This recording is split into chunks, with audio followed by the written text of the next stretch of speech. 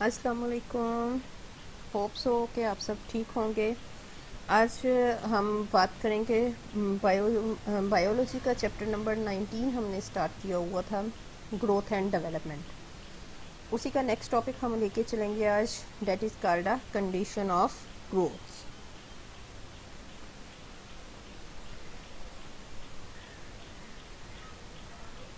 Plants में growth rate जो है, इस पे नंबर ऑफ फैक्टर्स जो हैं वो इफ़ेक्ट करते हैं। यूजुअली दो तरह के फैक्टर्स होते हैं। One is called external factor. External factor में फर्दर जो सब फैक्टर्स होंगे हम वन बाय वन पहले उनको डिस्कस करते हैं। First of all that is a temperature. Temperature जो है वो रेट ऑफ ग्रोथ पे जो है वो मोस्ट क्रूशियली जो है वो इफ़ेक्ट करती है। नॉर्मली जो प्लांट्स की ग्रोथ के लिए टेम्परेचर रिक्वायर्ड होता है वो 0 to 35 सेल्सियस होता है।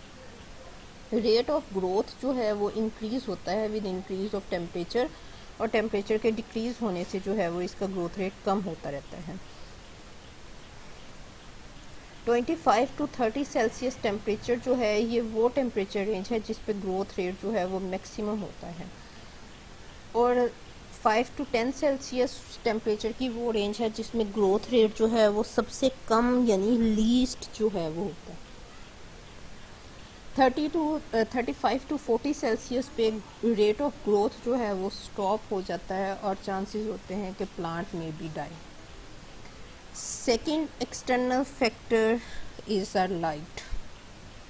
Light also play important role in the growth of a plant. लेकिन जब हम लाइट की बात करते हैं तो हम जानते हैं कि लाइट मतलब रोशनी, बेसिक सोर्स ऑफ लाइट जो है वो हमारे पास सूरज है, जिनको प्लांट्स जो हैं वो एब्जॉर्ब करते हैं for the process of the photosynthesis. Light की इंटेंसिटी बढ़ने से जो है वो नंबर ऑफ सेल डिवीजन जो है वो बढ़ते हैं। हमें ये भी पता है कि लाइट जो है वो 7 रंगों पर मुश्तमिल होती है।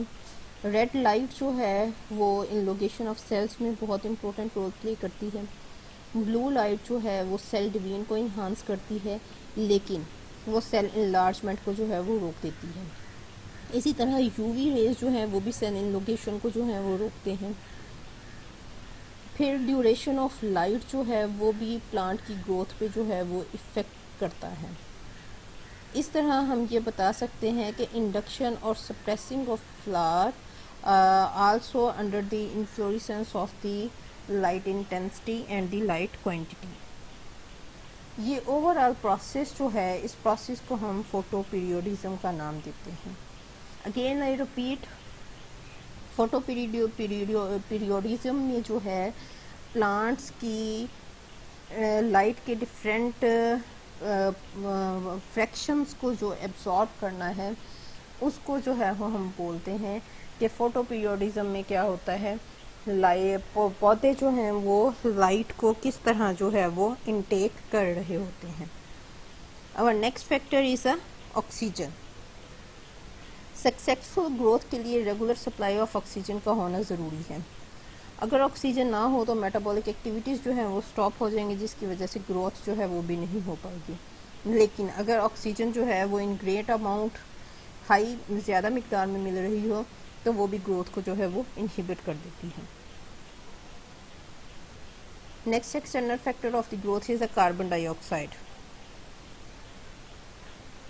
जैसा कि हम सब जानते हैं कार्बन डाइऑक्साइड जो है वो नॉर्मल प्रोसेस ऑफ फोटोसिंथेसिस के लिए जो है वो बहुत ज़रूरी होता है, लेकिन अगर इसकी कंसंट्रेशन ज़्यादा हो जाए तो ये ग्रोथ को रिटार्ड कर देता है।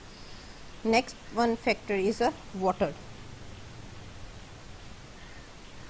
पौधे पानी को एब्जॉर्ब करते हैं, जिसके नतीजे में सेल की इनलोगेशन होती है। प्लांट ग्रोथ जो है वो सीज हो जाती है, रुक जाती है in the absence of the water. Plant की ग्रोथ के लिए जो है वो न्यूट्रिशन बहुत अहम रोल प्ले करते हैं। न्यूट्रिशन जो है वो हम बेसिकली उनको आर्टिफिशियल वे में फर्टिलाइज़र्स की फॉर्म में जो है वो प्रोवाइड कर रहे होते हैं। न्यूट्रिएंट्स जो हैं वो एनर्जी सप्लाई करते हैं एक ग्रोइंग प्लांट्स को। जैसे जैसे प्लांट ग्रो करता जाता है उसकी न्यूट्रिशनल सप्लाई जो है वो भी बढ़ती रहती है। ग्रोथ रेट पे जो सेकंड फैक्टर असरअंदाज होता है, date is called a internal factor. Internal factors के आगे दो सब फैक्टर्स या सब डिवीजन्स हम बोल सकते हैं। Number one is called a hormone. Plant hormones जो हैं वो ग्रोथ पे बहुत अच्छे तरीके से असरअंदाज होते हैं। लाइक इंडोल एसिटिक एसिड है, इंडोल एसिटिक एसिड का काम है कि इनलोगेशन ऑफ सेल्स को जो है वो बढ़ाना। सेम इसी तरह ऑक्सीजन्स है, ऑक्सीजन्स का काम जो है वो प्लांट के डिफरेंट पार्ट ऑफ सेल्स की ग्रोथ में जो है वो अपना रोल प्ले करते हैं। And this second internal factor date is called vitamins. Vitamins actually organic compounds होते हैं जो विद इन प्लांट बॉडी जो है वो प्रोड्यूस होते हैं in the presence of sunlight. अगर प्लांट जो है वो डार्क में ग्रो करे, प्रॉपर लाइट उसको ना मिल रही हो, तो वाइटामिन की डेफिशिएंसी हो जाती है, जिसकी वजह से प्लांट की ग्रोथ जो है वो भी रुक जाती है। हम अगली स्लाइड में डिस्कस करेंगे डिफरेंशिएशन को।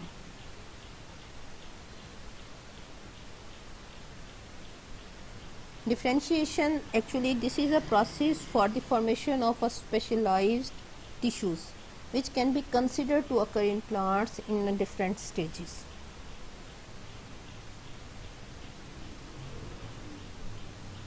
प्लांट्स की डेवलपमेंट जो है वो मेरिस्टेमेटिक एक्टिविटीज़ पे जो है वो डिपेंड करती है, क्योंकि हम जानते हैं मेरिस्टेमेटिक टिश्यूज़ में जो है, मेरिस्टेमेटिक सेल्स में एक्चुअली एबिलिटी होती है कि वो continuously through out the life of plant जो है वो डिवाइड होते रहते हैं। डिफरेंशिएशन की जो है वो 5 स्टेजेस होती हैं। Number 1 stage that is called a formation of the embryo. Male और फीमेल गैमेट्स के बनने से जो है वो fertilised egg and then embryo जो है वो बनता है। Within this embryo shoot and the apical meristems are recognised, यानी अब नेक्स्ट स्टेप जो होगा उसमें रूट और शूट्स की जो है वो एपिकल मेरिस्टेम्स की जो है वो रिकॉग्निशन स्टार्ट हो जाएगी। Third stage is the cambium recognition. This is responsible for the formation of the secondary growth. Fourth stage of the differentiation is leave, formation of the leaf and the root pyramidals, यानी initial stage पे जो leaves और roots की formation होती है, जो बिल्कुल immature leaf और इमेच्योर रूट स्ट्रक्चर होते हैं, this is called the leaf and root pyramidal. Root pyramidal develop from the root cambium that is also known as a pericycle, while the leaf and the shoot primordial develop directly from the apical meristematic cells. And the last stage of the differentiation, that is the formation of the tissue and different structures. Tissues की अगर हम बात करें तो tissue में xylem, phloem most important, which is responsible for the conducting of the food as well as the nutrients, that is responsible to supply the nutrient to all the part of the body. Xylem और phloem के अलावा leaves, shoots, roots, इन सब में जो है वो clearly differentiate जो है वो होना शुरू हो जाते हैं। Next is the growth correlation, यानी ग्रोथ जो है वो किस तरह डेवलपमेंट के साथ, यानी नमो जो है वो किस तरह नशोनुमा के साथ जो है वो कोरिलेट करती है।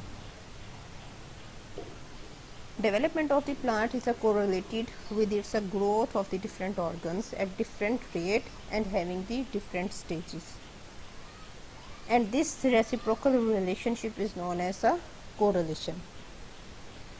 यानी अगर प्लांट का एक हिस्सा जो है वो ग्रो कर रहा है तो ज़रूरी नहीं है कि उसका दूसरा पार्ट जो है वो भी उसी स्टेज पे जो है वो ग्रोथ कर रहा हो।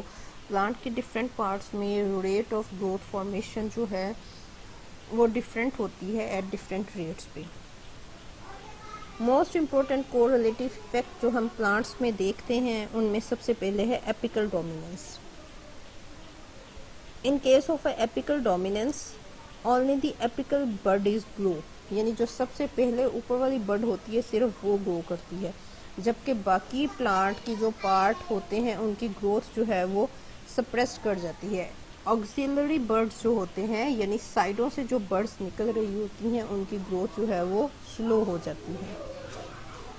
एक एक्सपेरिमेंट कंडक्ट किया गया था जिसमें ये बात बताई गई कि जब एपिकल बर्ड जो कि ग्रो हो रही है, अगर हम उसको किसी तरह रिमूव कर दें तो जो ऑक्सिलरी बर्ड्स होंगी या लोअर बर्ड्स होंगी, उनकी ग्रोथ जो है वो फ़ौरन से स्टार्ट हो जाएगी। इस तरह हम ये कह सकते हैं कि ऑक्सिन जो है, auxin is a hormone. Auxin that is released from the terminal bud is responsible for inhibiting the growth of the lateral buds by the phenomena which is known as the apical dominance। यानी axon जो कि lateral bird से release होता है, वो उसकी growth को अगर इनहिबिट कर दे तो उस प्रोसेस को हम जो है वो एपिकल डोमिनेंस का जो है वो नाम देते हैं। बाद में एक और एक्सपेरिमेंट कंडक्ट किया गया जिसे कि थाइमन और सॉग ने 1934 में जो है वो परफॉर्म किया, और उसने इस बात की कंफर्मेशन दी कि वाकई में अगर एपिकल बर्ड जो होती है, जो at the tip of the branch और the tip of the shoot जो बर्ड ग्रो कर रही होती है, अगर हम उसको रिमूव कर दें तो जो लेटरल साइड से ऑक्सीजन रिलीज होती हैं वो रिस्पॉन्सिबल हो जाती हैं कि ऑक्सिलरी बर्ड्स को लेटरल बर्ड्स की ग्रोथ में जो है वो अपना रोल प्ले कर सकती हैं। और next phenomena that is known as the inhibitory effect. As the auxin is diffusing from the apical bud which inhibit the growth of the lateral shoot, this is known as inhibitory effect। लेकिन अगर यही oxygen जो है वो apical reason से जो है वो निकल प्रोड्यूस होना शुरू कर दें तो वो क्या करेगा कि वो लेटरल शूट्स की ग्रोथ को रोक देगा, जिसको कि हम इनहिबिटरी इफेक्ट का नाम देते हैं। Our third phenomena is known as compensatory effect। Compensatory effect में क्या होता है, अपेक्स को जब हम रिमूव करते हैं जिसके नतीजे में लिटरल बर्ड्स जो हैं वो एपिकल डोमिनेंस के नतीजे में ग्रो होना शुरू हो जाती हैं, तो इसको हम कंपनसेटरी इफेक्ट का जो है वो नाम देते हैं। बहुत सारी रिसर्च कंडक्शन के बाद ये बात पता चली हमें कि ऑक्सीजन जो है वो एक्चुअली बेसिक काज है एपिकल डोमिनेंस का, लेकिन साइटोकाइंस जो हैं बहुत सारे केसेस में साइटोकाइंस अपना रोल प्ले करते हैं, किस तरह के वो इनहिबिट कर देते हैं बर्ड को, एपिकल बर्ड को जब वो इनहिबिट करते हैं। अब ये साइटोकाइंस और ऑक्सीजन जो हैं वो एक दूसरे के पैरेलल रोल जो है वो अपना प्ले कर रहे हैं। ऑक्सीजन क्या कर रहा है, वो एपिकल डोमिनेंस को जो है वो प्रमोट कर रहा है। साइटोकाइंस एपिकल डोमिनेंस को जो है वो इनहिबिट कर देगा और अलो करेगा लेटरल बर्ड्स को, जो साइडों से बर्ड्स हैं उनके एपिकल डोमिनेंस को जो है वो रिलीज करना शुरू कर देगा। प्रैक्टिकल एप्लीकेशंस को अगर हम देखें तो ये देखा गया है कि एपिकल डोमिनेंस जो है ये बहुत इंपॉर्टेंट रोल प्ले करती है in the formation of the tap roots and the sprouting of the lateral buds, like in case of a potato tuber, जिसे हम कहते हैं पोटैटो आई, यानी वो आलू के ऊपर अगर हम देखें तो समटाइम एक बर्ड लाइक स्ट्रक्चर जो है वो ग्रो कर जाता है। Actually this is a lateral bud and this lateral bud is a responsible due to the secretion of the cytokines.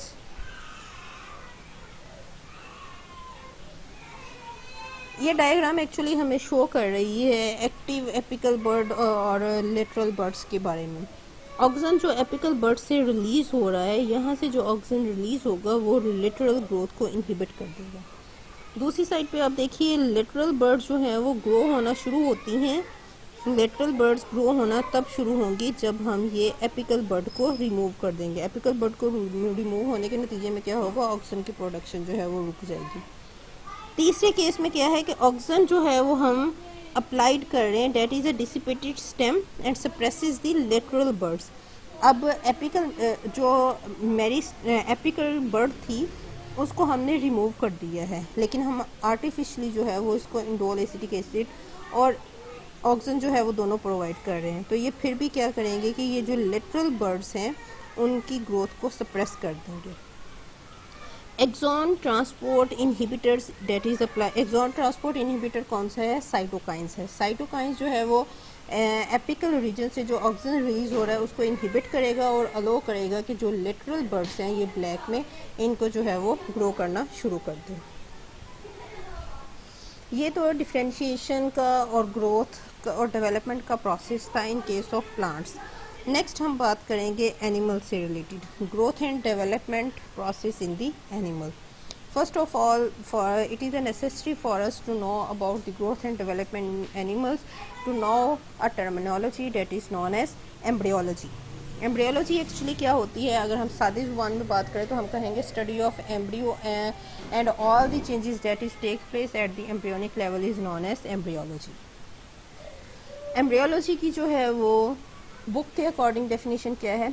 Study of the growth and the differentiation which is undergone by the organisms in case of its development from a single fertilized egg to the complex organisms। और development हमें पता है ये sequence होते हैं irreversible step of growth के। पहले growth होती है, उसके अकॉर्डिंग जो है वो फिर डेवलपमेंटल चेंजेस जो हैं वो उसमें आती हैं। Now we move towards about the key events that is takes place during the development of a animal cell। development जैसे मैंने आपको बताया, this describe a changes in an organisms from earliest beginnings through maturity और search for the communalities। सबसे पहले जो है event जो एनिमल डेवलपमेंट में होता है that is known as gamete formation। Sperm और एग आपस में मिलते हैं जब मिच्योर फॉर्म में। सबसे पहले स्पर्म और एग जो है वो मिच्योर फॉर्म में आते हैं। देन स्पर्म और एग का मिलाप जो है उसको हम फर्टिलाइजेशन कहते हैं। During the process of fertilisation egg and the sperm are fuses. Fertilisation हो गई, हमारे पास जाइगोट आ गया। Then the process is known as cleavage. Cleavage में क्या होता है? Zygote is a sub divide determinates the partition into blastomeres. अब वो जो जाइगोट है उसमें जो है वो डिवीजन होना शुरू हो जाती है, उसको हम बोलते हैं क्लीवेज। क्लीवेज क्या होता है? एक्चुअली ब्रेक डाउन, उसको तहों में जो है वो तोड़ फोड़ कर देना। क्लीवेज के बाद एक प्रोसेस आता है जिसको मतलब वो गैस्ट्रुलेशन में जो है वो कवर हो जाता है। क्लीवेज के बाद एक्चुअली दो सब स्टेजेस होते हैं। One is morula and second one is the blastula, लेकिन वो दोनों जो है वो इस गैस्ट्रुलेशन के प्रोसेस में जो है वो कवर हो जाते हैं। क्लीवेज के बाद नेक्स्ट स्टेज हमारे पास गैस्ट्रुलेशन होती है जिसमें जर्म लेयर्स की फॉर्मेशन होती है। जर्म लेयर्स मतलब डिफ्रेंशिएशन हो जाती है बॉडी सेल्स की कि एक्टोडर्म कौन सी लेयर बनाएगी और एंडोडर्म्स और मेसोडर्म जो की लेयर जो है वो कैसी होगी। फिर नेक्स्ट बनती है ऑर्गेनोजेनेसिस, यानी बॉडी के डिफरेंट ऑर्गन्स जो हैं वो बनते हैं। एंड जब बॉडी के डिफरेंट ऑर्गन्स बन चुके होते हैं then and process that is our growth. Growth में जो है वो ऑर्गन्स जो हैं वो अपने साइज में बढ़ते हैं, बॉडी को एक अडल्ट शेप जो है वो प्रोवाइड करते हैं और ग्रोथ के बाद final step date is our development. इस वजह से हम डेवलपमेंट की डेफिनेशन ये करते हैं sequence of irreversible changes that is takes place in the growth. Hope so आपको की इवेंट्स इन एनिमल डेवलपमेंट जो है वो बहुत अच्छे से समझ आए होंगे। नेक्स्ट अब हम वन बाय वन जो है वो इसकी बात को लेकर चलते हैं और इसके लिए जो बुक के अकॉर्डिंग मॉडल यूज़ किया जा रहा है that is a development in the चिक मॉडल।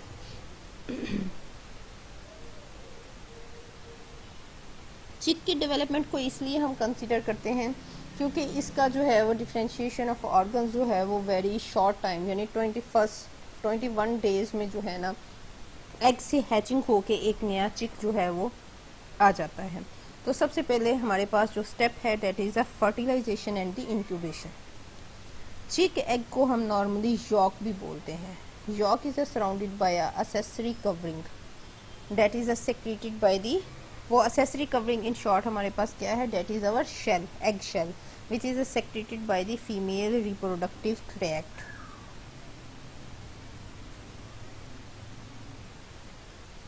फर्टिलाइजेशन जो है वो इंटरनल होती है जो कि नॉर्मली टेक प्लेस होती है when the ovum is entered into the oviduct.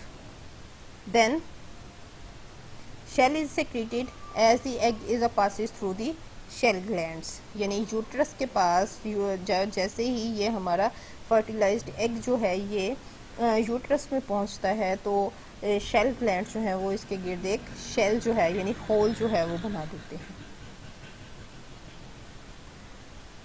As the egg has been laid down development is ceased, जैसे ही अंडा जो है वो जिस्म से बाहर आता है ग्रोथ कुछ टाइम के लिए रुक जाती है, unless temperature of the egg become equal to the body temperature of the mother. इस काम के लिए हम आर्टिफिशियल इंक्यूबेशन का काम जो है वो भी करते हैं। आर्टिफिशियल इंक्यूबेशन में जो है वो क्या होता है कि हम टेम्परेचर 36-38 जो है वो प्रोवाइड करते हैं। इस टेम्परेचर पे जो है वो क्या होता है कि चिक जो है वो अपनी डेवलपमेंट को कंप्लीट कर देता है और 21 दिनों में जो है वो पहले 21 दिनों में जो है वो हैच कर जाता है।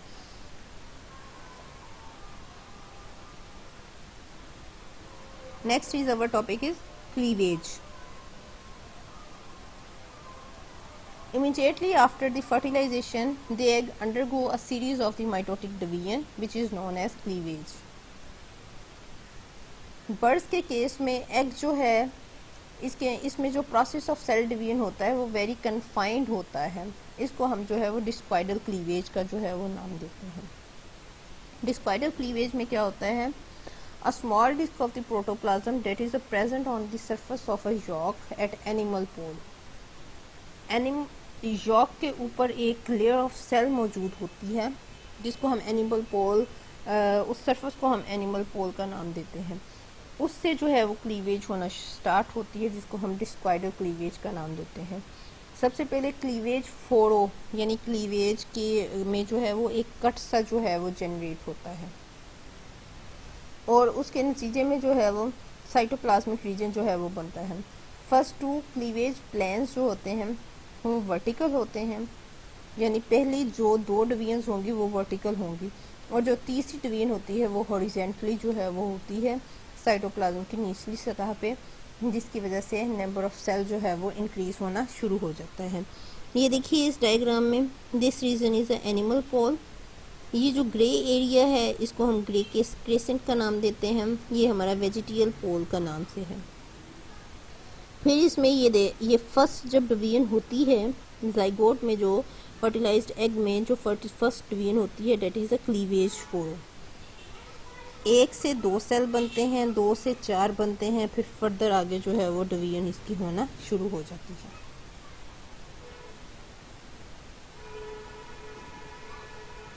After the cleavage the next stage is known as morula. Formation of a rounded, closely packed mass of the blastomeres is known as morolla. इस मोरोला में एक disc shape mass of cell बनता है जो 2 या 2 से ज़्यादा लेयर्स की थिकनेस पर मुश्तमिल होता है। उसको हम नाम देते हैं ब्लास्टोडर्म का। दिस इज एक्चुअली अ मोरोला जिसमें मास ऑफ सेल्स जो हैं वो बनना शुरू होते हैं।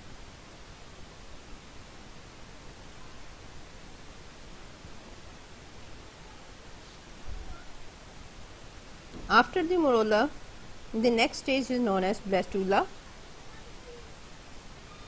ये मोरोला और ब्लास्टूला जो है ये दोनों एक्चुअली गेस्ट्रुलेशन की ही स्टेज में जो है वो इंक्लूड होते हैं।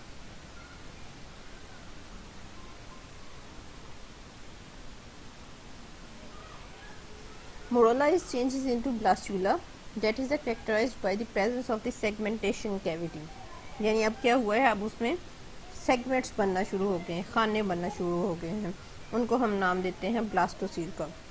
जो डिस्क्वाइडल कैप होती है उसको हम नाम देते हैं ब्लास्टोडर्म का।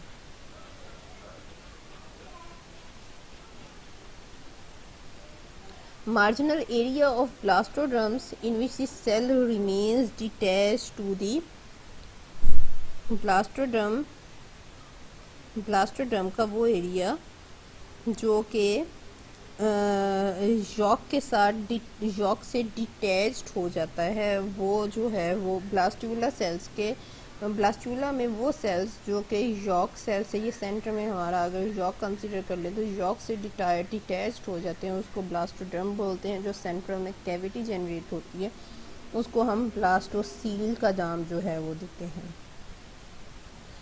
ये जो मार्जिनल एरिया है जिसकी मदद से ब्लास्टोड्रम्स के सेल जो हैं वो अनडिटैच रहते हैं, यानी कुछ सेल जो हैं वो यॉर्क से सेपरेट होकर ब्लास्टोड्रम बना देते हैं और कुछ सेल जो हैं वो यॉर्क के साथ अटैच रहते हैं। वो रीजन जहाँ पे सेल्स यॉर्क यानी जर्दी के साथ अटैच रहते हैं उस रीजन को हम नाम देते हैं जोन ऑफ जंक्शन का।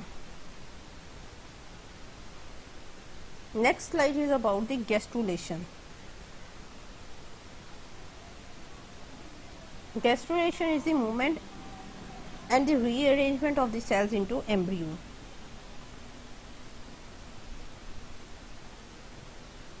During the gastrulation, blastoderm is split into two layers.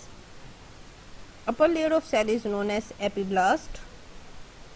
This epiblast is basically involved in the formation of the ectoderm and the mesoderm, while the lower layer is known as a hypoblast. Hypoblast form the endoderm because hypoblast cells grow outward. ये बाहर की तरफ को grow होना शुरू होते हैं, जिसकी वजह से यॉर्क सरफेस के बाहर की तरफ जो है वो ग्रो होना शुरू होते हैं और ये एक एंडोडर्मल लाइनिंग बना देते हैं यॉर्क से स्टेज के दरमियान, यॉर्क सैक की शक्ल में। इस स्टेज पे जो सेंट्रल सेल्स यानी एपिब्लास्ट और हाइपोब्लास्ट के दरमियान वाले जो सेल्स हैं ब्लास्टोडर्म्स के, वो यॉर्क से सेपरेट आउट हो जाते हैं और एक पूल ऑफ फ्लूइड जो है वो डेवलप करते हैं। ये जो पूल ऑफ फ्लूइड डेवलप होता है इसको हम नाम देते हैं एरिया ऑफ प्लेओसीडिया। ये देखिए ये ब्लास्टोसील है, येलो पार्ट में हमारे पास। ब्लास्टोसील का ऊपर वाली जो लेयर है that is known as epiblast. This epiblast is responsible for the formation of this ectoderm and the endoderm, while the lower layer, ये जो ग्रीनिश में लोअर लेयर है, this layer is known as hypoblast which is responsible in the formation of the mesoderm। और ये mesoderm जो ये mesoderm York sac के बाहर वाली साइड पे जो है वो ग्रो होना शुरू होती है और एक फ्लूइड लाइक स्ट्रक्चर छोड़ देती है। इस फ्लूइड लाइक स्ट्रक्चर को हम एरिया ऑफ प्लेओसीडिया का नाम देते हैं। जबकि जो पेरिफेरल पार्ट है यानी जो बाहर वाला पार्ट है ब्लास्टोडर्म का, उसके सेल्स जो हैं वो यॉर्क से अनसेपरेट रहते हैं, उसको हम एरिया ऑफ ओपेका का जो है वो नाम देते हैं। Central cells of blastoderms can be separated from the yolk and form a pool of the fluid which is a develop and give them a yolk and form the area of placidia, while the peripheral part is known as area of opeca which is remain attached to the yolk। ये एक diagram है जिसमें हमने अब तक की जितनी भी बात पढ़ी है, जितनी भी बात डिस्कस की है, ये ओवरऑल उसकी समरी को जो है वो एक्सप्लेन करेगा। स्पर्म और एग के मिलाप से जो था वो फर्टिलाइजेशन के प्रोसेस से जाइगोट बनता है। जाइगोट में क्लीवेज होती है और क्लीवेज से जो है वो 8 सेल स्टेजेस तक जो है वो डिफरेंट वेज में जो है वो स्टेज होती है, डिफरेंट वेज में जो है वो डिवीजन होती है। जो पहली डिवीजन होती है वो वर्टिकली होगी, पहली 2 डिवीजन्स वर्टिकली होती हैं और ये थर्ड वन देखें आप, ये जो है वो हॉरिजेंटली होती है। Then this is a cleavage. Cleavage के बाद हमारे पास जो है वो मोरूला बनता है, मोरूला से जो है वो ब्लास्टुला बनता है, ब्लास्टुला में जो है वो मास ऑफ सेल्स की जो है वो डिवीजन होती है और ये होलो बाल लाइक स्ट्रक्चर जो है वो होता है लाइक दिस। ये इसका क्रॉस सेक्शनल एरिया दिखाया हुआ है, अंदर से जो है वो एक कैविटी होती है। इस कैविटी का नाम जो है, इस कैविटी को जो है वो हम ब्लास्टोसील का नाम देते हैं। ब्लास्टोसील में जो है वो फर्दर आगे जो है ये देखिए सेल जो है वो अंदर की तरफ धंसना शुरू हो जाते हैं, that is a gastrulation. Gastrulation में ये बाहर वाली जो लेयर है ये एक्टोडर्म और एंडोडर्म बनाती, एक्टोडर्म और मेसोडर्म बनाती है, जबकि ये जो अंदर वाली लेयर है ये येलो पार्ट में दिखाई गई है, ये जो है वो मेसोडर्म बनाती है और इसके अंदर वाली जो कैविटी या सुराख होता है उसको हम ब्लास्टोपोर बोलते हैं। होपफुली आज के लेक्चर की आपको जो है वो अच्छे से समझ आई होगी और मैंने अपनी तरफ से पूरी कोशिश की है कि आप इस चीज़ को जो है वो अच्छे से अंडरस्टैंड कर पाएँ। इंशाल्लाह नेक्स्ट हम जो है वो फॉर्मेशन ऑफ नोटोकॉट की बात करेंगे, जिसमें जो है वो ब्लास्टोसील यानी सेंट्रल डाइजेस्टिव कैविटी और उससे जो है वो फर्दर ऑर्गन्स की डेवलपमेंट होती है। और नेक्स्ट लेक्चर जो है वो इससे रिलेटेड होगा। होप सो आपको मेरे लेक्चर्स पसंद आते होंगे और आप इनको प्रॉपर वे में अंडरस्टैंड भी कर सकते होंगे। सो मैं उम्मीद रखती हूँ कि आप इस चैनल को जो है वो लाइक भी करें और सब्सक्राइब भी करें। Thank you so much. Allah.